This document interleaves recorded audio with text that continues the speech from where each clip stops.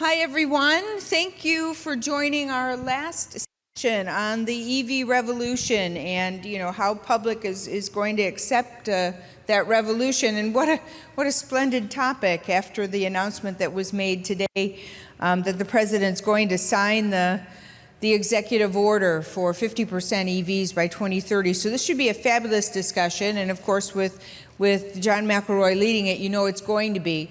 But before we start this session, I just really want to thank all of our sponsors, our exhibitors, moderators, speakers, those who took their valuable time to support us in this event.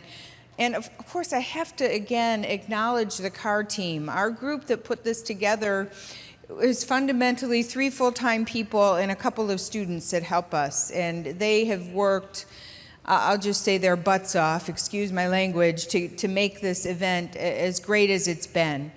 So if you see them on your way out, be sure that you thank them. They've done a great job. I also want to let you know you will be getting a survey. I know you hate surveys, but please fill it out because that's how we get better. We need to know what needs to be improved. We need to know what you liked, what worked well, so we can repeat it. And we will be conducting a drawing on those surveys, and you can get a free admission for next year's, a free registration, randomly, of course. So it's worth your while to fill it out.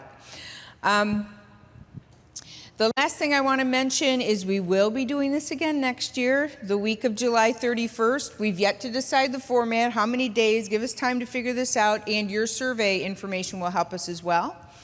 And on that note, I'm going to let John kick off the final panel for us. Thank you all for staying.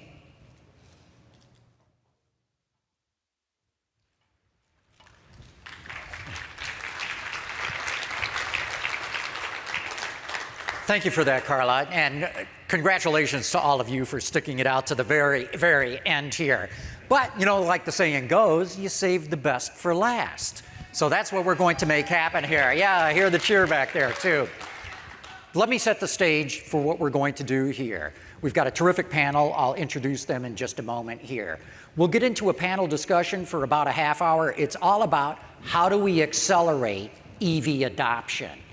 We've got a microphone up here close to the stage, so if you here in the audience live would like to ask a question, we'll go about a half hour in the panel discussion, then we're going to open it up to Q&A. Also, we're streaming this on the Autoline website. So all of you who are watching online, you can submit questions by shooting an email to us.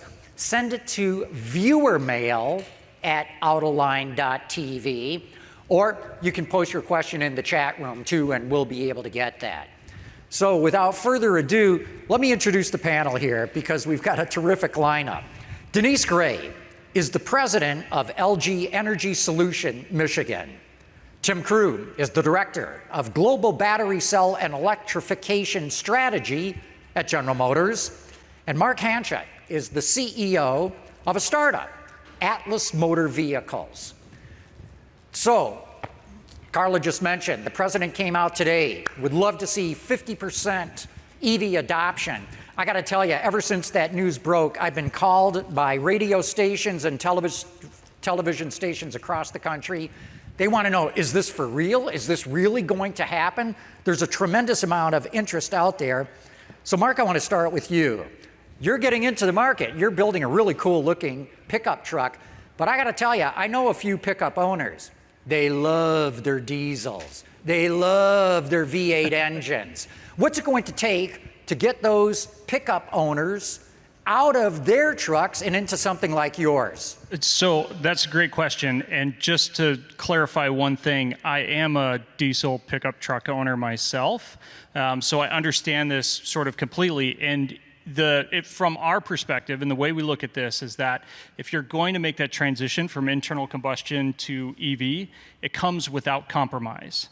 So when I think about diesel pickup trucks and big gas pickup trucks, yes, electric powertrains can provide you with torque and power for towing, but it's the compromises, it's the charge time, it's the range, it's the impacts while towing, overcoming those challenges and pushing things forward so there is no sort of leap back. It's a massive leap forward. That's going to push things forward when we talk about transitioning from internal combustion engine vehicles to electric vehicles, doing it without compromise.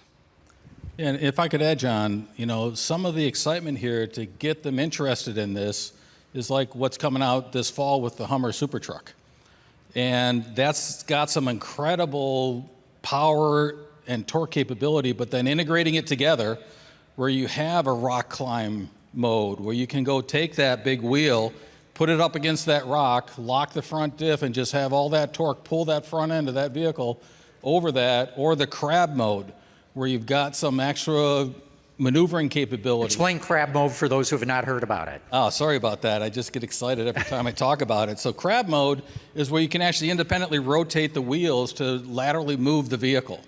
And so if you're in a tight spot between a couple big boulders, you just slip sideways and then you keep on torquing your way through. Four-wheel steering. Four-wheel steering. And it's all with incredible precise control. With the ultimate power comes the ultimate responsibility.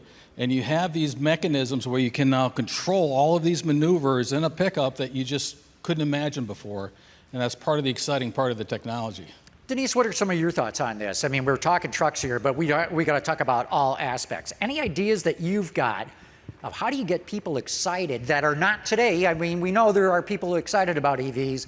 The vast majority are not. Any thoughts of how you convince them? It's exactly what those guys said. I've mentioned before, people don't buy vehicles because of the battery. In fact, we don't want them to even think about a battery. They buy vehicles because of the beauty of the vehicle, the utility of the vehicle. And so as the automakers are making beautiful vehicles, I think that's what's going to really make a difference. And of course, we've got to have the right technology underneath to make sure they can move from point A to point B. I have people tell me they love the sound of their engine. I mean, it depends what you're talking about, right? A Corvette sounds incredibly good. Some cars with maybe a CVT and a naturally aspirated engine, they sound like they're moaning. Tim, what do you think? Do you need some sort of created noise, or do you think people are just going to accept how quiet EVs are? So that's kind of the interesting part of the technology, John, where there will be everything in the marketplace. And if you look at that, we actually have, and I'm going to sound like a commercial, I'll try to stop, but I just can't help myself. On that Hummer, the Bose system that's in there has special experience sequences in it. When we got our 3-second acceleration mode, okay, it preps you for that. The haptic starts to shake the seat, and it gives you that exhilaration in addition to the acceleration. And tying that all together with the sound system is part of that customer experience where you have the totally integrated system to have that be a very positive experience. Now, I would agree with them 100%. The introduction of electrification gives you the option to create sort of a user experience or a driving experience that is very unique maybe to the person or personality or their particular personality. But I also think that we all love the sound of that big V8. We all love the sound that our trucks make in our particular case, what we're talking about here. But that transition to electrification, that aspect of silence yet powerful, is something that is incredibly compelling, that as more users get into that particular space, they're going to find that to be a much more compelling thing. It's this idea that it's silent, but I can just do everything that I've been able to do before and more on top of that. And it's that sort of silence and confidence that's a very compelling sort of thing moving forward that I think you'll find a lot of people will transition to that and never look back. They will remember what it used to be, and they'll remember that sort of greatness, that sound, driving through a tunnel, right, and pushing your foot down on the gas and the sound that it makes. But the silence going forward, I think, is going to be something that will gradually catch on. It'll take hold, and it'll be something that we embrace. And fun little anecdotes. We were doing some development rides just east of Breckenridge, up in the state, forest area, way above the tree line. Usually the mountain goats run away as soon as they see somebody. They're a very timid animal. These mountain goats are peering in our sunroofs, wondering, hey, what's that new thing? And that really did happen. I can have the photos for you, John. It's not a story. Boy, there's another good point I hadn't thought about. At altitude, you don't have any engine loss power, right? In an electric motor, you keep full power, whereas in a piston engine, even with turbos, you'll lose power. Power and control is the key thing there. And so, some of the other fun facts that once you think about it, okay, you used a lot of energy to get up the hill, you get it back when you go back down the hill. And so that same climbing thing I talked about in the front locking diff and the controllability of that happens on the downhill as well, and you're getting the energy back. And so it's a whole new paradigm that once you get used to it and the controllability of that pedal and that torque control and some of the algorithms we do to help you along that way is just really, really revolutionary. I'm all for EVs. I'm all in. But when I talk to people in the general public, lots of questions. And I know you've all heard them, but I'd like to get some of your ideas on it. And Denise, the biggest thing is, I don't see any charging stations anywhere. I know where all the gas stations are. There are no charging stations out there. And I try to explain to them, no, you can usually get on the screen of your EV and it'll indicate that. And how do we break down that barrier of where people think there are no charging stations out there? Well, I'm going to answer one part of that, and maybe my vehicle team here will answer the other part of that. But I'll talk about that we do need help. Charging stations, infrastructure is one of the enablers in order to allow people to be comfortable that they'll be able to go from their family's house in Michigan to their family's house in Florida or Georgia. And so we do have to have more infrastructure, more charging stations available.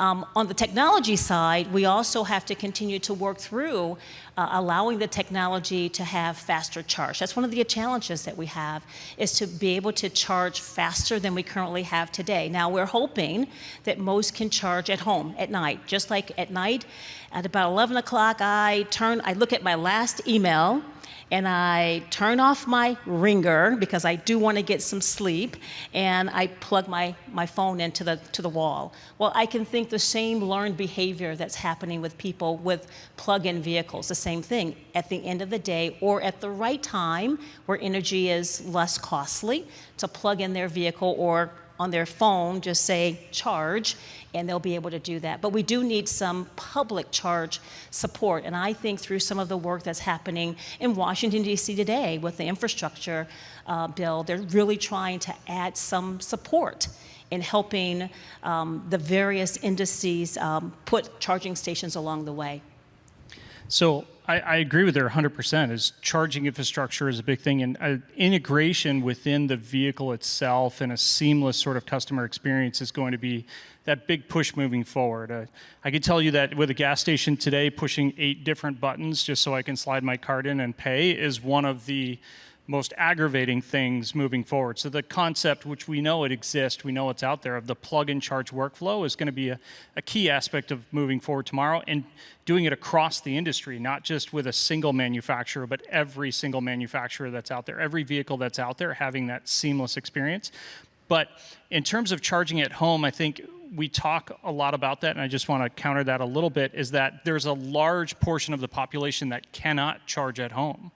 Whether it's because of their specific use case, they use that vehicle for work or as a utility, in which case the idea of doing compensations and when they charge, what's that cost associated with it. There's all these sort of challenges and financial and logistical challenges around that we have to understand. Or they live in an apartment, multi-unit housing, where having the ability to charge at that particular location, if we deploy charging stations in all of those particular locations, that's actually a dollar value investment that's unachievable from that perspective. So being able to provide a charging solution that is somewhat universal, that's available to everyone, and time. Time is the one thing we can never get back. It's one thing that ticks away every single day that we can never recover from. So that hour, 2-hour charge time, I think is a big hurdle that everyone has to come over or sort of get over today. Atlis, I'm going to pitch a little bit here, but one of our key sort of metrics, one of our things that we're famous for is 15-minute charge time, 0 to 100%. And being able to accomplish that, being able to give that time back is going to be one of those things that moves that needle forward, right? That's that big sort of leap forward and not necessarily a leap back from that particular experience. Charging at home is critical, especially for consumers. I do it at home as well. but not everyone has that ability. So giving them their time back, giving them that utility, giving them that capability to live their life the way they do it today, are particularly better with these new vehicles that are coming to market, and not asking for compromise. That, again, back to my original point, that's the big thing. So having battery technology or a solution or technology solution that allows you to completely fill that vehicle in that 15-minute time period allows you to sort of get back to that normalcy that we all experience today, that we're all looking for today. And that's one of those key aspects of driving that forward. Yeah, and if you haven't gone to Mark's website, you really ought to take a visit. He's got some pretty exciting stuff there where he details out the next level as to how to make that happen. And I just want to reiterate, you know, we have something called Ultium Charge 360. And it is getting exactly at that, where we got to include all the customers. The customers are going to have very diverse needs. And here's the one-stop place that you can make that happen. And, you know, there'll be the need for a 15-minute fast charge. There'll be a preference for an overnight charge. And so that universal charging is really important. I mean, the analogy I often make is, can you imagine only being able to go to a certain gas station and all the nozzles being different? And so you got to really meet the customer where they are. You got to have all that happen, and you got to have all that capability to accelerate this EV revolution. Here's what I'm getting at, though. The public doesn't see any of what you guys are talking about, or at least the general public. Those who are already into EVs, they're there, they're good. As I was driving up to this conference here and went past exit after exit on the freeway, you see big blue signs that point out where you can get food. It also shows you what gas stations are there. It's Shell, it's BP, it's Marathon. Those are the ones here in Michigan. Why don't I see like an electric charge plug or something, so that the public goes, oh my God, everywhere, they're everywhere now, because they don't see that at all. What can you do to make the general public aware? Because these charging opportunities are not at gas stations. They're in mall parking lots where the public, even if they're in front of them, they don't see them as what they are. I personally think we need to move away from the current model. The model of building charging stations in malls and parking lots or Carl's Jr.'s, and I don't want to eat fast food every single day. That's like, I try to be a little bit healthy. And when I look at that, I actually think the existing sort of gas station convenience store model still works for the future. Maybe some upgrades in terms of what convenience options are actually offered, but that is going to be the future. Highway travel, inter-highway that particular network that exists today, that has to be built out. And it has to be built out in such a way that, yes, we can plan it from a trip planner's perspective inside the vehicle, but we also need a little bit of spontaneity in there. We need that idea that I don't know where I'm going, I'm just going in this direction, I'm out for a drive, and as I get to the, as I go along there, I see something, all right, I'm going to pull in and charge. 15 minutes later, I'm going to leave. And I'm going to go on and keep moving forward. So I think leveraging that infrastructure that's there today and building out charging networks in those particular areas, locations, or in a similar style deployment is going to be key to the future. Malls and grocery stores and restaurants and stuff, those are all very interesting, but I don't want to do that every single day. And I think a large chunk of the population doesn't necessarily want to go to the grocery store every day, or go to the mall every single day, or go to a fast food restaurant or a dine-in restaurant every day. Sometimes they just want to go home. So being able to facilitate that capability is going to be key to moving forward, and we have to have that. Or all of the above. I mean, I hate going to the gas station. It creeps me out, at 9 o'clock at night to have to go to the gas station. So I think it's all of the above. As many people are in this room, they're going to have different needs. And I think, and I'm very encouraged, quite frankly, as we bring out the new product, and the product is awesome, I think people will then, in different companies and different startups and different businesses, will say, hey, I think I want to do, because I think I've done some analysis, and there are this group of people who I can pull into my business if I have charging stations here, and I'm going to do it. I think it's going to be all of the above. And I think we need all of the above, quite frankly. I would absolutely 100% agree with you. You have to fit those different use cases, and electrification allows us to do that. It's the first time, well, maybe not the first time, but it's one of these pivotal moments in history where we can accommodate those different scenarios and use cases. Yeah, and if I could, John, just reflect again on my personal experiences, my community response would say, okay, boomer, what are you doing reading signs, right? I've got the assistant on my phone that's talking through the vehicle to say, hello, Tim, would you like to charge now? Well, here's a suggestion and a coupon.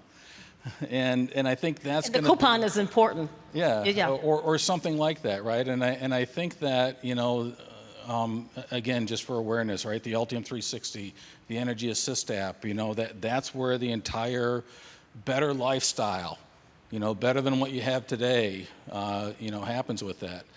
Quite frankly, I occasionally will drive an IC engine, and I run out of gas because I'm just not paying enough attention to that. And so part of that transformation is happening right under us, and is just let it innovate, keep it open, keep it universal, and we'll be surprised what it is, but it's going to be great.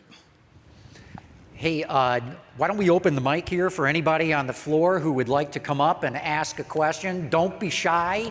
We're not going to bite. For those of you watching online, remember you can send an email to viewermail@autoline.tv or post a question in the chat room and they'll get it up to us here on stage.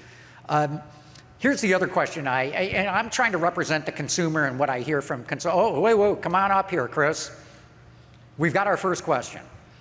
Can you explain how you can do a charge in 15 minutes and what voltage it is and then some specifications on your battery and how you keep it cool and how you don't get any dendrites and everything else? Yeah, so I could probably spend the next 24 minutes going through that.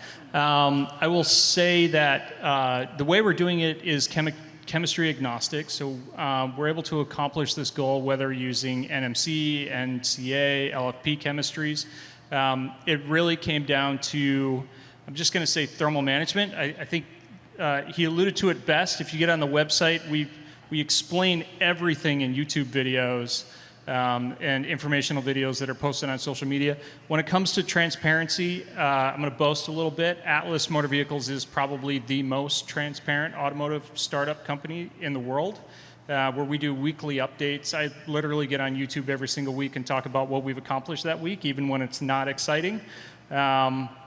We post information about the technology, what we're doing, how we're doing it, all of that stuff's there. But to answer your question with regards to some very specific details around voltage and what we're doing from that standpoint, our pack voltage from our particular vehicle implementation is 1,500 volts peak.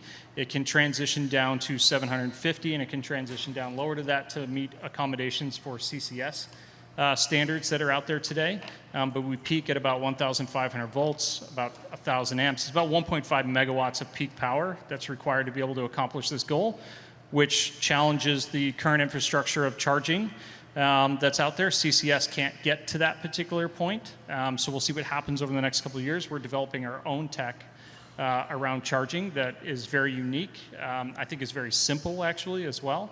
But I'm going to take up a lot of time if I answer that question, so I definitely encourage you to get on the website, check out the videos. We explain a lot of this in great detail. And John, just a bit of a plug for Autoline, right? I get my Autoline through Spotify, and they're kind of templating me, and so you're popping up all the time. Whether it be the DTE interview, talking about that just this summer, or some of these fast charge chemistry details. There's a lot of information out there. The long format of Autoline is very informative, and you'll get a lot of different perspectives of what people are working on, and don't discount the innovation, right? Because, if we said in 2016 when we launched the Bolt EV, we're going to be coming out with a super truck this year, we probably would have said, you're crazy. But it really is happening, and it's happening right now in our lives. And so as this accelerates and this EV technology, customer convenience accelerates, it's all happening, and I like the format. Yeah, well, thank you so much for that. I think we've got another question here. Come on up, Dave. You got a couple lined up. Okay, so, good, yeah. excellent. So John knows this. I have kind of a unique household. I drive a Camaro convertible, and my wife drives a Volt. And I'm really excited about the future with EV, but I'm wondering when the next convertible EV is going to come out, and it's hopefully under 6 figures. So this is to the GM guy here. So, tell me when the performance cars and the muscle cars and all the people that are fanatical about their cars are going to be EV. Yeah, so if you kind of try to answer that as succinctly as I can without giving you an exact date, it really comes down to, well, we've already got the 1,000 horsepower. We've already got the reconfigurable batteries and the technology. It's literally just when does that actually roll out in the Ultium way? I mean, if you take a super truck and you got a 3-second 0 to 60, imagine what that does in a lightweight convertible moving forward with this. And so, you know, that whole plan to say, well, how do we address, you know, the technology statement on the super truck, and then we come out with a lyric for that type of customer. This 30 EVs by 25, you'll see some pretty exciting products sooner than you thought. And it's all built off of that common DNA. It's got that common capability where you've got the Ohio plant running at rate, being super efficient, having ultra high quality, and all those building blocks can have all that customer variation right in with it. And so that flat, large stackable, you know, vertically or horizontal battery gives you all that capability. And we're going as fast as we can, and we got to go faster. We've got another one. Come on up here, Kim. Ask your question. Of course. Good afternoon, John. Hi, Denise. Hi, panel. Quick question. Cell phones have usually a battery life of about, let's call it 2 years, okay? And people are prepared to go in and buy a new cell phone. How are we preparing the public for when their batteries don't charge anymore in their vehicle, number one, and number two, the recyclability or putting it into the landfill and preparing the public for potential issues in the future? Denise, let's have you start with that, and then we'll go to you, Mark. Sounds good. So the first question around life of the battery. You know, I think the industry's done a really, really good job with really designing the battery to be the life of the vehicle. In fact, when Tim was one of my customers, when we worked together and I was on the battery side, he and his predecessor would say, I want you to design that battery for the life of the vehicle. Don't tell me anything about 10 years or 15 years. It's the life of the vehicle. And that's really the mindset that I think we all go in, because we recognize that the battery costs a lot. It costs a lot. It's probably the second most expensive component in the vehicle. And so we do look at how do we ensure that we can design that battery for the life of that vehicle so that that consumer doesn't have to go midlife and replace it. And so, and quite frankly, the data is coming out very well. And I'll let Tim talk about the data that he's gotten from the first generation Volt or the Bolt. But the data is coming out pretty well where the life is pretty long. We've gotten not a lot of batteries out of the field because of the end of life. We also have very strict requirements that, especially if you've got a battery that has an engine, it's a plug-in, an engine and a battery, where they're really counting on that battery to live in order to meet the CO2 requirements and the emission requirements of that vehicle. And so it's designed to really live very long. But there is a point in time where it's just going to clunk out because it's a consumable device. I always say that it's like people. It's a consumable device. And there's going to be a time where the battery is going to come to an end. But that point means that there's a secondary use. And I really want to put a light on that one. If Craig Brown's in the field here, he always talked about shining a light on our problems or the things or our challenges. And I think there is a secondary use of our batteries prior, after they leave the vehicle or their primary first use. And I really encourage, for backup generation, for, when my lights go out in the summertime in Michigan for 2 days and my food begins to thaw, that it would be great if I could use a backup system that's based on batteries that came out of the first primary use. So I think that's the next step, is secondary use for batteries. And then we get to the recyclability. I was talking to one of the members of the Department of Energy about a week ago, and we talked about, through the Department of Energy, there's a lot of research going on how do we reclaim some of the precious materials out of the cathode. Can we reuse the cathode materials?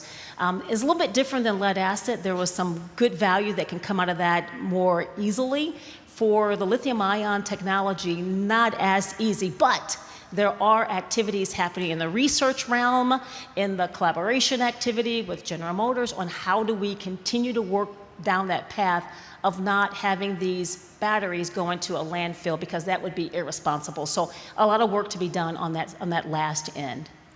And so, John, just to get the record straight, who may be connecting the dots, the 11 p.m. email was not from me, although I know I can count on Denise at any time, anywhere. Again, a plethora of information, right? Autoline this summer, right? Li-Cycle, the Rochester-based recycling group, to go get that material. The actual existing batteries, while there's a lot of lithium byproducts in there and they don't have quite the capacity they used to have, they're still one of the best resources for the nickel, the manganese, the lithium to come back in. And so Li-Cycle is a great company with some innovative submersion technology, and we've actually processed some of our cells through there, and we can accept that material back into the stream at about 95% right now. And they're working on getting it to be better and better and better. You know, we have another Oklahoma partner that's incredibly innovative, where they're looking at, you know, I don't want to put it in the landfill, I want to deconstruct it.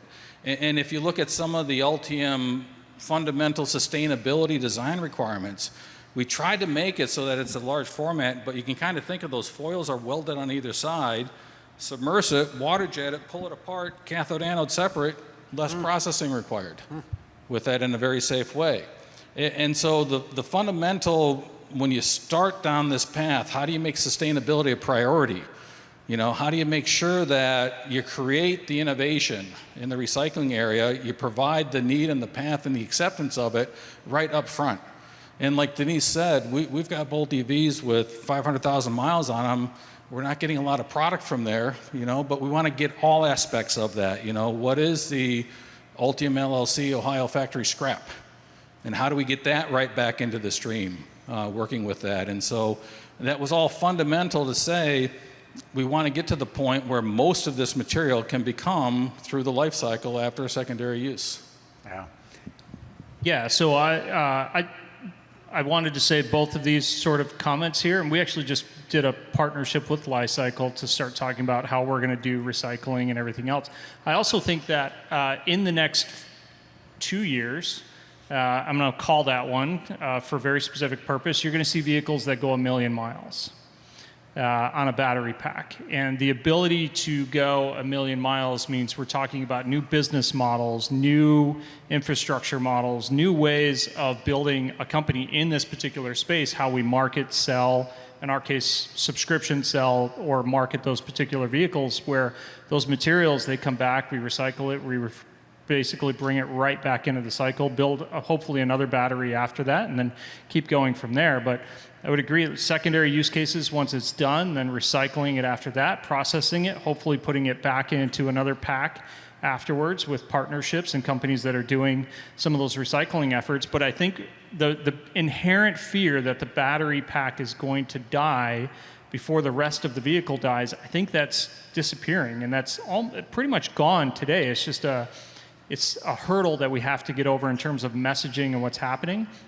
But in 2 years, 1 million miles per vehicle. And what does that actually mean? There's other things that won't last 1 million miles in that vehicle. The battery will be the least talked about item in that particular case. You're going to be talking about everything else that wears out. How do we refurbish that? How do we keep that vehicle moving for 1 million miles? That's one of our particular goals, is how do we keep that asset on the ground running for not just 100,000, 200,000 miles, but 1 million miles. And then when we're done with that, how do we recycle that vehicle back together and build another one from it? And it comes from the ground up. You have to, from a design perspective, you have to design for that end use case. It's not a sort of build it, sell it, and forget it, and someone else will take care of it problem. It's going to become these circular economy business models that a lot of these organizations and companies deploy. And if you're not doing that today, you're not thinking about it today, you really need to start thinking about that and start deploying that and start building out that infrastructure, building out those business models to accommodate that. But the work is not done. There's plenty of room for innovation, and I think that's the most important thing that we tell folks. There's still room, there's still answers to be, issues to be solved, and so we want people to understand it, to see it, and to help us in that innovation plan. Yeah, and you know, everybody's moving faster, and we always make new words along the way.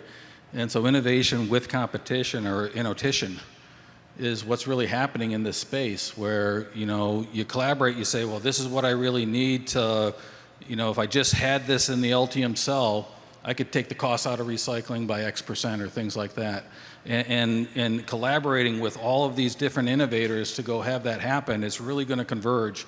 And, you know, I'll take you 2 years and I'll help you by 1. Again, the mic is open if any of you have questions here. Oh, here we got one. Please. I do have a question. Can the panel talk a little bit about infrastructure? Let's back up for a second and talk about how we distribute this electricity. What are we going to do to build out the grid in this country, and whose responsibility will that be? I think the moderator commented earlier about traveling through the interstate system and seeing the sign that says gas here, food here, you know, whatever's next. The explosion in ICE technology and the automotive industry based on fossil fuels, it was in large part stimulated by the development of the interstate system.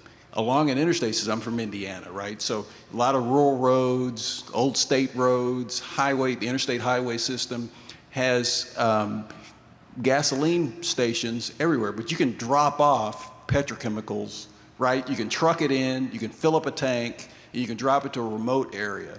Electricity requires wires, at least right now, until we find some other way to distribute it. Who's going to build out all of those wires and all of those power plants throughout the country, along the interstate systems, along the small rural roads, in suburban areas, right, that allow people to actually take advantage of this technology and use it like we're all accustomed to today? Thank you. Good question. You want to start with that, Mark? I guess I'll start with that, yeah. So I think there's a couple of different questions within that one question. One is power generation, the other one's distribution, and then the distribution problem becomes inherently difficult when you start thinking rural versus urban environments, and even some urban environments it can be difficult in those particular scenarios as well. So I think there's a little bit of a chicken and an egg discussion there, right? Where who's going to do it first and which one's going to move first. And I think as more vehicles, as electrification or electric vehicles become more prevalent, the utility infrastructure will pull along, they will catch up. And there's massive, there's big discussions going on that today. There's massive investments that are actually happening today. We just don't talk about it very much in terms of building out that infrastructure. If I can be a little more predictive, it's going to be leveraging renewables as sort of the next generation of energy production, combined with energy storage solutions that are much closer to the sort of end customer distribution point. I think the concept and idea of big, huge energy producing sort of power plants is going to completely shift away from that. We're going to start seeing more distributed energy production, especially in the Southwest where I'm from. I can be a little more biased. There's no reason why every single home and business does not have solar on top of it. There's absolutely zero reason why that doesn't happen, other than the fear of cost and everything else that's tied to that. But I think as we continue to deploy more vehicles, these problems will pull the utility industry with us, and we'll provide solutions for it. Now, whose responsibility is it? I'm biased. I don't think it's a fragmented ecosystem where you have utilities are doing their thing and distributors are doing their thing and the automotive industry is doing their thing. I think it's one owner, one company, one thing that's pushing it. I'm a little bit biased because that's the way we've sort of structured what we're doing. Where you're going to see organizations like maybe GM and Atlis and other organizations are actually going to pull that along versus wait for someone else to solve that problem.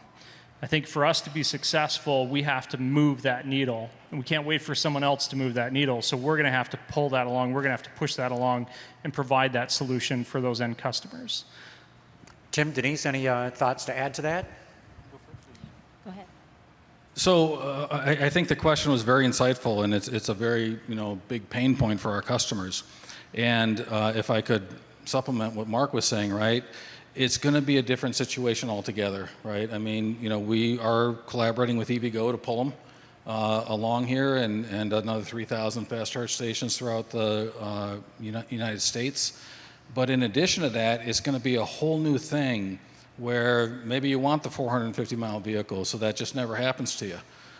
Maybe you will do the car-to-car type of transition where you can get your energy from there, because everybody imagines day after Thanksgiving, you don't want to put all the peaker plants up to provide that load, and you can do the car-to-car type transitions. And so, if you look at some of the solar stationary stuff now, your house is an energy trader. And the software is there and the Internet of Things is there to actually make money off of that, or you get deep discounts with it. And so, the innovation will continue. It'll be different than what you see today.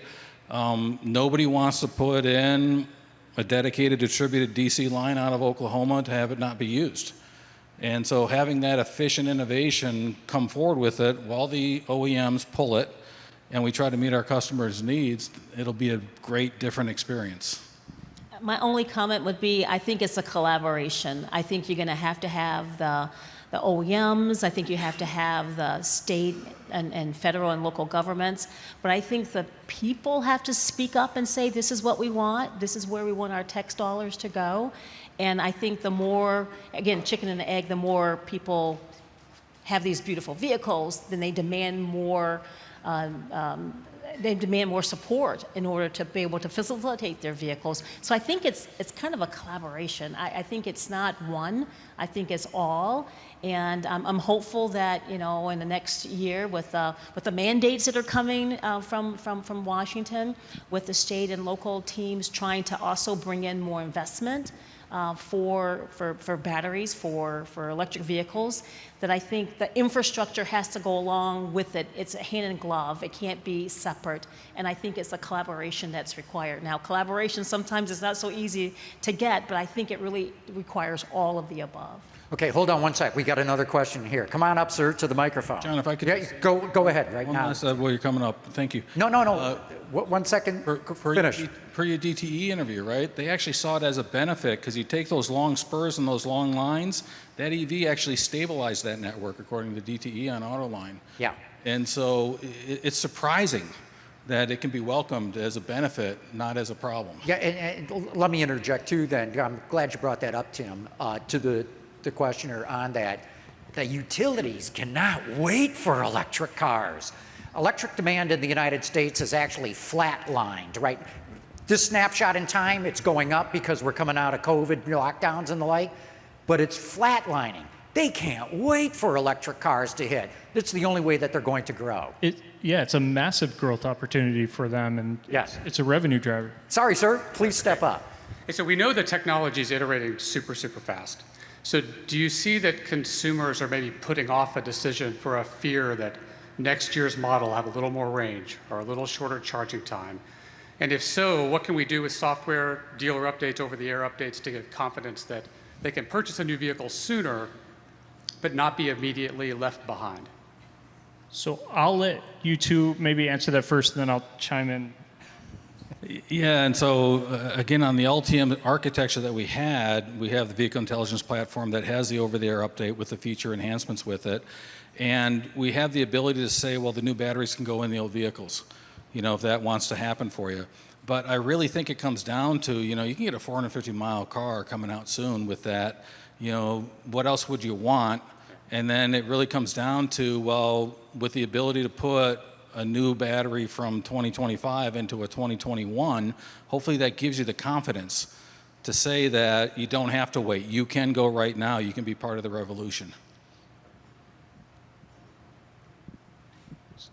Want to chime in then? Yeah, so I want to build on actually what he was talking about is this move to electrification introduces this new concept where the energy storage solution that's in the vehicle is somewhat independent of the propulsion solution that's in the vehicle. So if you're building out this sort of new business, new sort of model, new way of thinking of how vehicles operate, he alluded to it a little bit where the new batteries go into the old vehicles, that's going to change even beyond batteries. New hardware, new infotainment systems, new vehicle dynamic systems, everything is going to be eventually it's going to reach a continuously upgradable, sort of continuously improving model to the point where, yes, today you get capabilities of today. In 3, 4, or 5 years, that same car may be upgraded to the capabilities of tomorrow. And you're going to see that sort of shift in mindset. Everyone wants and I use this example all the time. I'm sorry, I'm going to pull out my phone. But this is the business model of the future. I pay a monthly fee for this that covers the cost of this particular device, that covers everything associated with it. I sort of own my data that's on here. We won't get into that debate today. But that is going to be a business model of the future. And every year, I get a brand new one that is upgraded. I think in this particular sector, though, we're going to see periodic upgrades of components and systems and capabilities, whether it's a battery pack or a drive system or whatever that is. We're going to see a shift in that mindset to, especially in the younger generation, the sort of the new vehicle owners that are coming up that aren't necessarily looking for just complete autonomy. They're looking for utility and capability within that. You're going to see that shift in that mindset with continuous upgrades. So what you have today works today, and with over-the-air updates, you can always upgrade with new capabilities, but I think you're going to see a shift into continuous hardware updates as well. So the future looks completely different, and this is me predicting a little bit just because I know that's where we're going, but that's what I see happening is, yes, today 300 miles, tomorrow 500 miles, in 5 years, 1,000 miles of range. And at some point, you reach that point where it's diminishing returns, right? And you're looking at reducing cost or improving reliability or whatever, comes with that. You guys are scaring me. 1,000 miles range, you want me to make a battery? That's going to be tough. You can do it. Yeah. Hey, we've got another questioner. Come on up to the microphone. And then we're going to have to go into rapid fire here because we've got a flood of other questions that have come in online, and we don't have a whole lot of time to squeeze it in. But please ask your question. I don't mean to be stealing the mic from you either here, John. But obviously, lots of interest in the context of preparing the public. One thing that I've heard rumblings about, but not a lot of direct answers from the automotive industry, is the fact that we've got massive discharge cycles happening very close to people under their seats. And I'm just curious if there's any research being done or any safety concerns for EMF and electromagnetic radiation with these systems that are, again, very close to humans. Any comments on that for the impact of that? Just like sustainability, that's a fundamental to say that it's no different than the car that you have today. And if you look at the fundamental, put the antennas everywhere you need to on the car and make sure that all of that is contained within the system, that's the fundamental design. If you look at the orange cables that are on here, especially on the AC cables between the inverters, right? They got solid shields, full circumference contact with them, and it's a very safe system with that. But we wanted to make sure that we address that immediately, and then the failure modes that can go on with it. Okay, so something happens. How do you make sure that there's not a chafe, there's not a problem with that? How do you diagnose it so that it's for the life of the vehicle? Thank you for the question.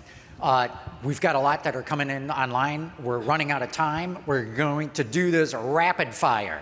Tim, first one is to you. It comes from Salton C. Sal. So I think you probably know where this is going. He asks, can you explain what's happening with your lithium extraction project in Imperial, California? So I think that's another great example of partners and collaboration where we saw great technology, geothermal plant, that while they were doing their geothermal work, they got a lot of lithium out of the ground with that. And so now in a closed system, how do you have that lithium extraction operate 24 hours a day without a lot of tailings or any byproducts with that, and then that can provide your lithium going forward? And so it's a great example of partnering and collaborating to say, well, here's the kind of lithium we need. Here's how then we'll then get into the battery, and how can we have this, kind of a nuisance byproduct be a benefit to that new corporation. And CTR, Controlled Thermal Resources, is a leader in that area. Real good. Mark, this is for you. JC Andy asks, please address the safety of EMT and occupants regarding high voltage EVs. As you know, trying to get people out in an accident where you can cut and that sort of thing. Yeah, so I think there are ways that we mitigate that today in terms of providing loops and things that you can cut to disable the battery pack. But I think in general, from a fundamental standpoint, the vehicle has to be developed and designed in such a way that in those particular scenarios, it's made safe at that particular point. So whatever that particular scenario might end up being in a crash, accident, or rollover scenario, whatever that happens to be, that vehicle is made safe to the point where you could touch anywhere on that vehicle, interact anywhere in that vehicle, and there is no exposure to high voltage. Good deal. Okay, Denise, for you, Zoltan wants to know, what would you tell to convince the skeptics that EVs are better than internal combustion vehicles? I would say that there's not a one-size-fits-all. There's many needs for many different things, but I would say that EVs are fun to drive. I mean, just drive one is what my advice would be, because I think once they get into the seat and actually drive it, they'll have a different perspective. Amen. That is the best advice ever. If anyone's a skeptic, get in an EV and drive one. I totally agree. Okay, Mark, back to you. Scott says, ugh, Atlis. Making their own proprietary connector, not helpful for mass adoption. Yeah, so that's a hot topic today. And the question is always going to be, what's the future look like? And there's a lot of innovation and things coming. There's standardized high voltage, high powered connectors that are coming. Atlis is working on our particular solution, and we're paying attention to all of that stuff that's happening. I don't think there's a winner yet, because what exists today is not what's going to exist tomorrow, and what we're working on today probably won't exist tomorrow either. So finding the right solution is the goal. We're all racing towards that goal, and we'll see what happens over the next couple of years. Obviously, I'm biased as to which one it's going to be, but we'll see what happens. Okay, Tim, you get a twofer here. David Black points out, most new apartments and condos are adding level 2 charging capability, but rear-wheel drive please one says, charging for apartment dwellers is a huge hurdle when the apartment complexes don't want to install chargers. Yeah, that's one of the big customer pain points, especially when it comes to a particular set situation. You can tell a lot of stories like in Canada, right? It's just natural for them to have the engine block heaters in the apartment complexes. Even level 1 is more than enough. Folks only drive 40, 50 miles a day, and you can do that all in level 1 to make it happen. And so keep on the information, keep on how easy it is with your particular landlord or things like that. And when you're getting that new apartment, start looking for them, because they're more common than you would think. And I go back to the level 1, the 110 outlet. It's pretty simple, and it works for your daily commute. Okay, Denise, to you. BT says they need to put chargers at destinations where people go regularly. Grocery stores, boat launches, movie theaters, hiking trails, beaches, restaurants. What do you think? I love it. Make sure there's one at Costco and one at Kroger. I love you. But Mark, you didn't think that was the way to go, right? I've never heard boat launches before, but I 100% agree with that. Alan Jacobson says, every car has to park somewhere. Just put an outlet there. What do you think, Tim? New York City did an interesting thing where they were doing 110 outlets, level 1, but there's a street lamp on, multiple street lamps on every street in New York City, and you could turn them into a charging outlet. Yeah, I'm pretty practical with that. In fact, at this resort, I have a nice Home Depot 12-gauge extension that I charge my car with.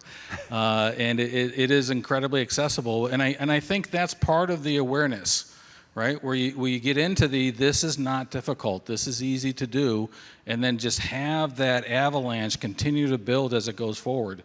You know, because it is true. I go back to the people drive 40 or 50 miles a day. And level 1 is fine for that, especially with some of these ultra-efficient vehicles. And so that'll exist. You'll still want a fast charger if you get behind on it and you had a disruptive day or things like that. Level 2 is very convenient in most places. And just start requesting, and you'll be surprised how simple it is. You're going to add something there, Jim? I'm curious. I'm waiting for the day that hotels advertise that they have EV charging capability in all of their parking spots, and that becomes a sellable, marketable, advertisable solution to drive traffic. Okay, and we don't have a question here, but a comment. You know, I had said, why don't they have little plug icons on the highway signs? Grid Connections wrote in to say, interesting to hear John's take. You see EV charging signs on highways all along the West Coast. So it's already started. We just got to spread it across the country. With that, we're going to wrap it up. I want to thank you three. You've been terrific. Denise, Mark, Tim, you guys have been great. To wrap it up, I also want to commend Carr. I thought this conference has come off pretty good. In fact, it's exceeded my expectations. I want to thank all of you for staying to the very bitter end of it. And now, let's go out and have some fun. Thank you, everybody.